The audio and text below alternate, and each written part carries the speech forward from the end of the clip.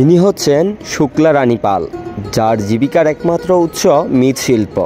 বংশ পরম্পরায় তাদের পেশা মাটি দিয়ে জিনিসপত্র তৈরি করা। এর থেকে উপার্জিত অর্থ দিয়ে চলে তার সংসার, সন্তানের পড়ালেখা। তার দাবি সরকারি কোনো সাহায্য সহযোগিতা পাচ্ছে না তারা।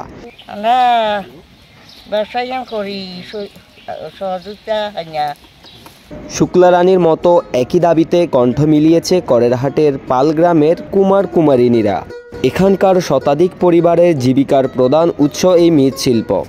আমরা ছোটকালে থেকে এটা সংসারের দিকে আমরা নজর আসে বা এটা দিয়ে আমরা সব কিছু সংসার চালাই।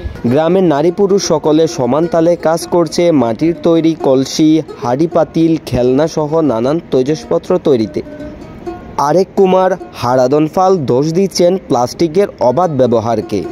প্লাস্টিকের জিনিস বার হয়, আমরা এটা মার খাইছে, ধরেন পুঁজি বেশি, লাভ কম।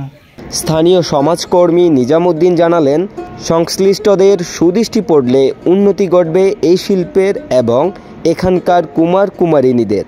ওনাদের ভাগ্যের কোনো উন্নতি হয় নাই। ওনারা দীর্ঘদিন পর্যন্ত এই মৃৎশিল্পকে লালন করে আজকের এই অবস্থা পর্যন্ত ওনারা ধরে রেখেছেন। কিন্তু দুঃখজনক হলেও সত্যি, ওনাদের তৈরি করা এই সরঞ্জামের ন্যায্য মূল্য ওনারা পাচ্ছেন না। শিল্প মন্ত্রণালয়ের আন্ডারে হবে, ওনারা এটা ক্ষুদ্র শিল্প তৈরি করেন।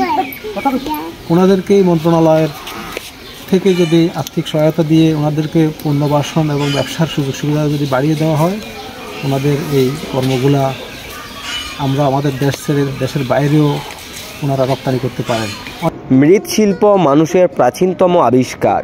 খ্রিস্টপূর্ব 29,000 থেকে 25,000 অব্দের নব্যপ্রস্তর যুগে এর সূচনা। ইতিহাস অনুযায়ী চীনের বিখ্যাত শহর থাংশান এই মৃৎশিল্পের জন্ম হয়েছিল। যুগান্তরে বদলেছে এর বৈচিত্র্য। একসময় মাটির তৈরি তৈজসপত্রের অবাধ ব্যবহার থাকলেও প্লাস্টিকের জিনিসপত্র বাজারে সয়লাভ হওয়াতে এখন সহসাই দেখা মিলে না মাটির তৈরি এসব জিনিসপত্রের। তবুও ধুকে ধুকে চলছে এই শিল্পের কাজ।